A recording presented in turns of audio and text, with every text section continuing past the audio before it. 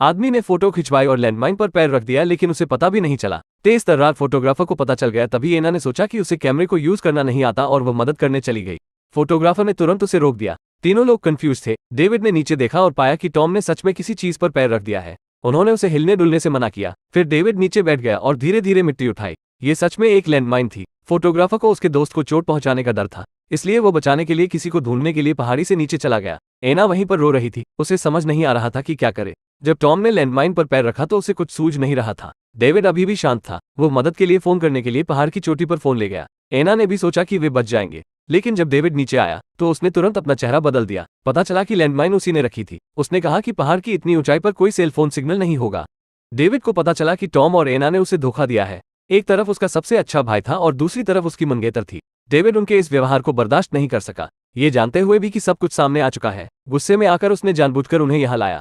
एना रो पड़ी और डेविड से माफी मांगी। डेविड का दिल पहले ही मर चुका था, इसलिए वो एना का एक्सप्लेनेशन नहीं सुनना चाहता था। तब डेविड जंगल में गया और अपना तैयार किया हुआ फावड़ा निकाल लाया। उसने कहा कि टॉम के मारे जाने के बाद वो एक गड्ढा खोदकर उसे दफना देंगे ताकि वातावरण प्रदूषित न हो। इस समय टॉम को संदेह हुआ कि बॉम्ब नकली है, क्योंकि डेविड आधे दिन तक उसके पास खड़ा रहा। उसे इस बात का डर नहीं था कि वो गलती से बम फोड़ देगा और उसके साथ ही मर जाएगा। टॉम के खत्म होने का इंतजार न करते हुए डेविड ने माइन की सेफ्टी पिन हटा दी। पता चला कि पहले माइन की सेफ्टी नहीं हटाई गई थी और अब अगर टॉम सावधान नहीं रहा तो वो मारा जाएगा। एना ने डेविड को गले लगाया और कहा कि वो जानती है कि यह उसकी गलती है। डेविड ने कहा कि वो उन्हें ऐसे दोस्त मानता था जो एक दूसरे से बात करते हैं, लेकिन उन्होंने उसे धोखा दिया। डेविड ने जितना अधिक कहा उसे उतना ही अधिक गुस्सा आया। उसने सेफ्टी पिन को जंगल में फेंक दिया और बिना पीछे देखे अपना बैग लेकर चला गया। दूसरी ओर एना ने टॉम के साथ रहने का फैसला किया। जल्द ही डेविड की मुलाकात फोटोग्राफर से हुई। ये पता चला कि कैमरामैन ही था जिसने टॉम को लैंडमाइन पर कदम रखने के लिए गाइड किया था। दूसरी ओर एना को जंगल में खोई हुई सेफ्टी पिन मिल गई। उसने बंद सिलेंडर को हटाने के लिए चाकू का इस्तेमाल किया और धीरे धीरे उसे दोबारा लगाने की कोशिश की। उसने काफी देर तक कोशिश की, लेकिन बात नहीं बनी। एना के पास फावड़े से आसपास गड्ढा खोदने के अलावा कोई और रास्ता नहीं था। ये सब कुछ तभी वहां से गुजर रहे एक शिकारी ने देख लिया। वो चट्टान के पीछे से पता लगाना चाहता था, लेकिन उसका बड़ा काला कुत्ता सीधे उनकी ओर दौड़ पड़ा। एना ने खूंखार कुत्ते को भगाने के लिए फावड़े का इस्तेमाल किया। शिकारी अपनी बंदूक लेकर दौड़ा। शिकारी को उन पर विश्वास नहीं होता। उसने बंदूक दिखाई और टॉम को जल्दी से पीछे मुड़ने को कहा, ये देखते हुए कि वो पीछे नहीं मुड़ रहा है। उसने सीधा निशाना लगाया। इससे टॉम चौंका, लेकिन उसने आधा कदम भी आगे बढ़ने की हिम्मत नहीं की। फिर शिकारी जांच करने के लिए वहां गया और पाया कि टॉम ने सचमुच खदान पर पैर रख दिया था। शिकारी खुशी से मुस्कुराया। उसने धीरे से अपना बैकपैक उतारा और अपने बालों को अश्लील तरीके से छेड़ा जो गंजे होने वाले थे। एना उससे गड्ढा खोदने में मदद करने के लिए पूछना चाहती थी। एना अब और खोदने के लिए बहुत कमजोर थी। शिकारी ने सहमत होने में जल्दबाजी नहीं की, बल्कि एक पत्थर उठाया और टॉम के पास आया। उसने इसे सीधे टॉम पर फेंका। जब टॉम और एना गुस्सा होने वाले थे तो शिकारी आगे बढ़ा और उसने एना का हाथ पकड़कर समझाया कि वो सिर्फ ये पता करना चाहता था कि टॉम ने सच में माइन पर कदम रखा है या नहीं। चूंकि वो यहाँ 40 सालों से रह रहा था और उसने कभी किसी खदान के बारे में नहीं सुना था, हंटर इस बात को लेकर उत्सुक था कि उनके साथ पहले क्या हुआ था। उन्होंने कहा कि अगर वे एक दूसरे के साथ ईमानदार नहीं होंगे तो वो उन्हें गड्ढा खोदने में मदद नहीं करेंगे। क्या हुआ ये जानकर शिकारी और भी अधिक मुस्कुराया। उसने कहा कि उसे मदद करने में खुशी होगी, लेकिन उन्हें बदले में उसे कुछ देना पड़ेगा। एना और टॉम तुरंत मान गए, लेकिन शिकारी को एना की अंडरवियर चाहिए थी। फिर उसके बेचैन हाथ एना की ओर बढ़ने लगे। टॉम ने ये देखकर तुरंत अपनी जेब से कैश और क्रेडिट कार्ड निकले। शिकारी ने उसका क्रेडिट कार्ड ले लिया और जमीन पर फेंक दिया। फिर वो दोबारा एना के पास पहुंचा। उसने कहा कि उसे पैसा नहीं चाहिए, वो केवल एना की अंडरवियर चाहता था। अगर उसने हाँ नहीं कहा तो उसे जाना पड़ेगा। एना के पास तंबू में जाकर अंडरवियर निकालने के अलावा कोई और रास्ता नहीं था। लेकिन शिकारी ने उसे अंदर जाकर उसे लाने की अनुमति नहीं दी, लेकिन उसके सामने एना के पास अपने कपड़े खोलने और अंडरवियर निकालने के अलावा कोई चारा नहीं था। जब तक वो देखता रहा, शिकारी को अंडरवियर मिलने के बाद वो गड्ढा खोदने के लिए फावड़ा लेकर तैयार हो गया। लेकिन कुछ देर खुदाई करने से पहले ही शिकारी के बैग में रखा वॉकी टॉकी बंद हो गया।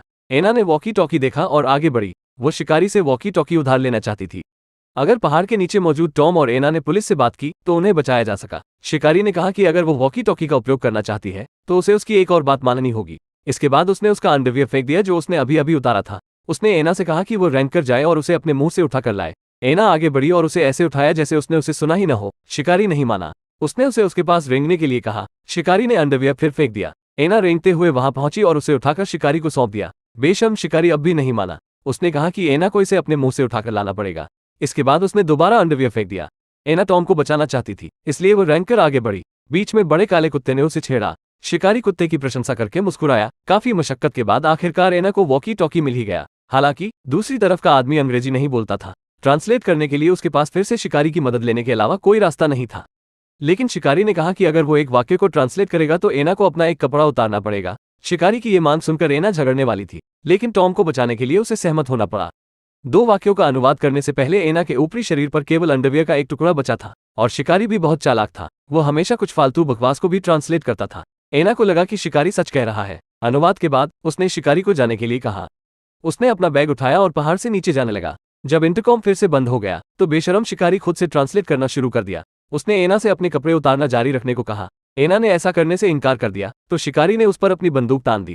टॉम ने उसे अपनी बातों से चिढ़ाना शुरू कर दिया, जिससे शिकारी ने अपनी बंदूक घुमाई और टॉम की ओर तान दी। एना ने मौके का फायदा उठाते हुए पहाड़ी से नीचे भागने की कोशिश की। शिकारी ने अपनी बंदूक गिरा दी और अपने बड़े काले कुत्ते को उसके पीछे भागने को कहा। फिर वो रस्सी लेकर उसके पीछे चला गया। टॉम धीरे से जमीन पर पड़ी चेन उठाने के लिए नीचे झुका और अपनी कमर से बंदी पैंट की बकल खींचकर पहन ली।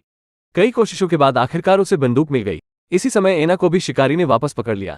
शिकारी टॉम के हाथ में बंदूक देखकर नहीं डरता था, इसके बजाय वो और अधिक अहंकारी और दबंग हो गया। उसने मौके पर ही एना के साथ सेक्स करने की धमकी भी दी। उसके बाद वह एना को चट्टान के पीछे ले गया। क्रोधित टॉम बंदूक से शिकारी को मारने के लिए तैयार था, लेकिन तभी बड़ा काला कुत्ता अचानक दौड़ पड़ा। टॉम अपना शॉट चूक गया और गोली एना को जाकर लगी। टॉम गड्ढे में गिरकर बेहोश हो गया और माइन में धमाका नहीं हुआ। शिकारी के जाने से पहले उसने उसे कम फिल्में देखने के लिए कहा। ये कहने के बाद वह अपना बड़ा काला कुत्ता लेकर चला गया। टॉम ने एना को गले लगाया और दिल खोलकर रोया। कुछ दिन बाद टॉम को शिकारी का घर मिल गया। वो खो जाने के बहाने उस जगह का नक्शा खरीदना चाहता था। माँ और बेटी, जो कुछ भी नहीं जानती थी, दोनों ने टॉम को घर में आने को कहा। जब शिकारी वापस लौटा तो वह चौंक गया। उसने तुरंत उसे टॉम के रूप में पहचान लिया, जिसने एक खदान पर कदम रखा था। उसे टॉम को बाहर निकालने का बहाना मिल गया और 1 घंटे बाद वो पास के एक बगीचे में उससे मिला। उन्होंने एक दूसरे को मरने की योजना बनाई। उसने टॉम से कहा कि वो उसके परिवार को चोट न पहुंचाए। टॉम मान गया। अपने दुश्मन को जाता हुआ देख शिकारी वापस भागा और टॉम का पीछा करने के लिए बड़े काले कुत्ते को छोड़ दिया। शिकारी घर लौट आया और डरा हुआ बैठ गया। जल्द ही उसे बाहर कुत्ते के भौंकने की आवाज सुनाई देने लगी। फिर वो देखने के लिए बाहर चला गया। उसी समय टॉम काले कुत्ते को गोद में लेकर घर लौट आया। उसने झूठ बोला कि कुत्ते को एक कार ने टक्कर मार दी थी। उसी समय शिकारी को जमीन पर खून भी दिखाई दिया। ये देखकर कि सिचुएशन सही नहीं है, वो घर की ओर भागा। दरवाजे के ठीक अंदर उसने टॉम को देखा। शिकारी ने दीवार पर लगी हंटिंग राइफल निकाली और टॉम को मारने की कोशिश की, लेकिन बंदूक की गोलियां टॉम पहले ही निकाल चुका था। टॉम द्वारा उसे ताना मारने के बाद उसने अपनी बंदूक निकाली और शिकारी की जांघ में 2 गोली मारी। फिर उसने माँ और बेटी से शिकारी को घर में ले जाने को कहा। उसने एक टाई निकाली और शिकारी की बेटी से कहा कि वो अपनी माँ के हाथ बांध दे। ये देखकर कि टॉम बदला लेने के लिए आया था, शिकारी टॉम से उसके परिवार को चोट न पहुंचाने की विनती करने लगा। उसने बताया कि उसने उस वक्त बहुत ज्यादा शराब पी रखी थी, इसलिए वो ऐसी बेतुकी हरकत कर रहा था। टॉम ने सफेद वाइन की एक बोतल से एक घूंट लिया और माँ और बेटी दोनों को भी एक घूंट लेने के लिए कहा। फिर उसने शिकारी के जख्म में शराब डाल दी। उसने कहा कि वे अब खेल शुरू करने के लिए काफी नशे में है। उसने शिकारी की बेटी को खींच लिया और सबके सामने उसका अंडरवियर उतरवा दिया। फिर उसने उसे रेंगने को कहा और उसे अपने मुंह से उठाने को कहा। उसने उस सब को दोहराया जो एना को झेलना पड़ा था। फिर उसने शिकारी के मुंह में अंडरवियर ठूंस दिया। माँ बेटी डर के मारे रो पड़ी, लेकिन टॉम रुकने वाला नहीं था। उसे और बदला लेना था। उसने बंदूक में गोली डाली और शिकारी की बेटी की ओर तान दी। अगर गोली नहीं निकली तो उसे अपना एक कपड़ा उतारना होगा। अगर काम पूरा होने पर बंदूक नहीं चलती है तो खेल खत्म हो जाएगा। शिकारी जमीन पर गिर पड़ा और दया की भीख मांगने लगा, और टॉम खेलने के लिए और अधिक एक्साइटेड हो रहा था, लेकिन उसे उम्मीद नहीं थी। तीसरी गोली लड़की के सिर में लगी। इस समय टॉम भी कंफ्यूज हो गया। उसने जमीन पर पड़ी लड़की की ओर देखा और शांत हो गया। मेज पर मूर्ति को देखकर वो धीरे धीरे नीचे झुका और कोने में बैठ गया। वो और भी दुखी था।